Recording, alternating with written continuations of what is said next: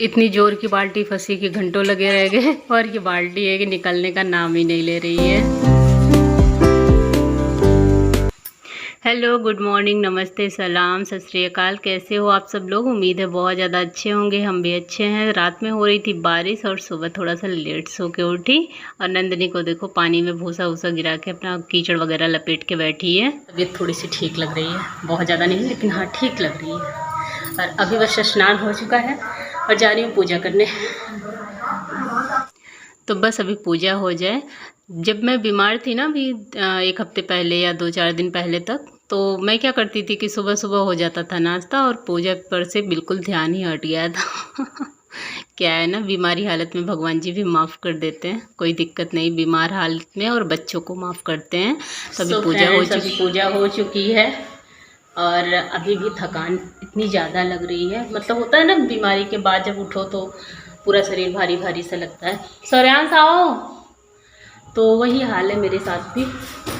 बिल्कुल ऐसा लग रहा है कि बॉडी में बिल्कुल तो बस अभी टाइम हो चुका था बच्चों का स्कूल जाने का और वो लोग अपना नहा रहे हैं और मैं यहाँ बना रही हूँ उन लोगों के लिए ये मैक्रोनी पास्ता। तो पास्ता पहले मैंने प्याज डाला था, फिर टमाटर के बाद टमाटो केचप, उसके बाद फिर मतलब थोड़े से खड़े मसाले भी ऐड किए थे। उसके बाद यहाँ पे उबला हुआ ये जो पास्ता था उसे मैंने डाल के अच्छी तरीके से मिला दिया है और अभी रख दिया है उसे। बीच बीच में मैं चला रही हूँ। दूसरी तरफ मैं बना रही हूँ यहाँ पे पराठा और शाम को ना छोले बनाए थे चने का, तो उसे मैंने रख दिया था। तो अभी सुबह सुबह ये बच्चे पराठा और छोला खा के चले जाएंगे और ये जो पास्ता है वो लेके चले जाएंगे स्कूल। तो 2 टिफ़िन में मैं लगा रही हूँ। एक पे मैं डाल रही हूँ टमाटो केचप डालूँगी, दूसरे पे मैं चिली केचप डालूँगी कि दोनों का जो फ्लेवर है वो दोनों बच्चों का अलग अलग है। तो अभी ये ना वीडियो मैं इवनिंग में शूट की थी, उतना मॉर्निंग की वीडियो थी और ये इवनिंग की है। 2 बाल्टी मैंने रख दी थी ये आपस में इकट्ठा करके। दोनों बाल्टी मतलब इतनी ज़्यादा जुड़ गई थी कि निकल ही नहीं रही थी। मैं घंटों परेशान थी, मतलब आधे घंटे तो पक्का मैं बार बार उसे इधर उधर कर रही थी। और ये जो भौंकी है ना, भौंकी बोलते हैं, ये मेरी नानी के हाथों का है। तो चूहे ने काट दिया है। मेरी शादी में मेरी मम्मी ने मुझे दे दिया था, कुछ भौंकी ऐसे पड़ी थी। तो अभी मैं नंदनी के पास गई थी और भूसा वगैरह थोड़ा सा उसका काम था वो करके आई। आजकल वो मिल्किंग भी नहीं करवाती, बार बार दौड़ाती है। अभी उसको शायद 8 महीने हो गए, 7 महीने, हाँ ऐसा ही कुछ है। तो अब मिल्किंग नहीं करने देती। तो बस अभी बाहर से आई तो बस साबुन से हाथ धुल रही थी। और यहाँ पे आई हुई है सब्जी वगैरह। ये बाल्टी खाली पड़ी हुई है, दूध की बाल्टी थी, बाहर लेके गई, खाली लेके आई। पहले जाती थी नंदनी के पास तो भर के लेके आती थी। और ये सब्जियाँ आई हुई हैं, बोड़ा है और भिंडी है। बोड़ा आप जो जानते हैं, बीन्स जिसको बोलते हैं। बीन्स क्या, बीन्स की क्वालिटी का ही होता है, बीन्स भी लोग बोलते हैं इसे। तो यहाँ सेब है, भिंडी है और बोड़ा है, बोड़ा ही बोलते हैं हम लोग। अदरक है। तो मैं इसे धुल नहीं रही हूँ, इसे ऐसे ही पॉलीथीन में ही करके रख दे रही हूँ अभी आज। और कल जब यूज आएगा, आज तो यूज आने वाला नहीं है क्योंकि आज पहले ही सारी चीज़ें हैं, तो मैं ऐसे ही पॉलीथीन में ही रख देती हूँ। तो इससे क्या होता है कि फ्रिज भी हमारी गंदी नहीं होती और जब भी हमें ज़रूरत पड़ती है ये अलग अलग से मिल भी जाते हैं। तो बस अभी ये सारी चीज़ें मैं पॉलीथीन में ही करके एक एक साइड से रख दे रही हूँ। और सब्जियां ना, मैं सच बताऊँ, गलती भी नहीं है। पॉलीथीन में रहती हैं तो गलती नहीं है। हाँ, एयर अंदर ना जाए तो, अगर एयर जाता है तो फिर पानी उसके अंदर चला जाएगा तो फिर पालक वगैरह गलने लगेगी। अगर कस के आप बांध के रखोगे, एयर नहीं जाएगी, तो आपकी जो सब्जियां हैं वो गलेंगी नहीं, मिर्च वगैरह। तो अभी मैंने कद्दू निकाल लिया है, 2 सेब निकाल लिया है। सेब आज मैं दोपहर में खाई नहीं थी, पतिदेव बहुत चिल्ला रहे थे, डांट रहे थे मुझे।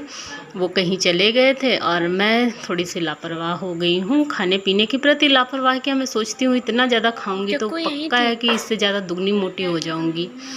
और वो है कि वो जब घर पे रहते हैं तो परेशान रहते हैं, ये खाओ वो खाओ। अभी 2-3 घंटे बीत गए, क्या खाया क्या नहीं खाया, मतलब बराबर लगे रहते हैं। तो अभी मैं चक्कू खोज रही थी, उन्होंने कहा तुरंत पहले कट करो, खाओ, उसके बाद खाना बनाना, क्योंकि शाम का टाइम भी हो चुका है। तो मैंने चक्कू खोजा, चक्कू मुझे मिली नहीं और मैं सीधा चली आई यहाँ पे कपड़े डालने। मैंने सोचा कपड़े डाल दूँ नहीं तो भूल जाऊँगी। और ये देखिए चौक अंदर पड़ी हुई है, जेब वगैरह चेक करके तभी वॉशिंग मशीन में कपड़े डालो। और मैंने यही थोड़ा सा प्रॉब्लम मेरे साथ हो गई कि कल मैं कपड़े जो है चेक नहीं की, ऐसे ही डाल दी थी। एक दिन ना 5 का सिक्का फंस गया था इसी में, और आज देखो 2 चौक मिली सफ़ेद वाली। बच्चों के कपड़ों में कुछ ना कुछ होता ही है, तो इसलिए जब भी बड़े या बच्चों का कपड़ा आप डालें तो जेब वगैरह चेक करके ही डालें। और मेरे बाल ना बिल्कुल झाड़ू होते जा रहे हैं, बिल्कुल पतली चुटिया बनने लगी है। काटने में भी मुझे दया आ रही है कि मैं कट करूँ अपने बालों को। मुझे बाल लंबे ही पसंद है, या तो फिर बिल्कुल छोटे। दूसरों के ऊपर देखती हूँ तो छोटे बाल अच्छे लगते हैं, लेकिन मैं अपने बाल जब कटवाने की बात आती है ना, तो मुझे बड़ा रोना आता है। मैं अपने बाल नहीं कटवा पाती, लेकिन इतने ज़्यादा पतले हो जा रहे हैं कि कंडीशन ये है कि उम्मीद है कि ये बाल कट ही जाएंगे, क्योंकि बहुत ज़्यादा झड़ रहे थे। अभी इस बीमारी के हालत में तो कुछ ज़्यादा ही झड़ने लगे हैं। कहते हैं ना, शरीर स्वस्थ होता है तो बाल वगैरह ऑटोमेटिक ही स्वस्थ हो जाता है। कुछ लोग बोलते हैं टिप्स दीजिए दीदी बालों के लिए, तो बालों के लिए टिप्स यही है कि आप हेल्दी रहेंगे तो आपके बाल भी ठीक रहेंगे। अगर आप थोड़ा सा कमज़ोर हो जाएंगे तो बाल भी कमज़ोर हो जाएगा।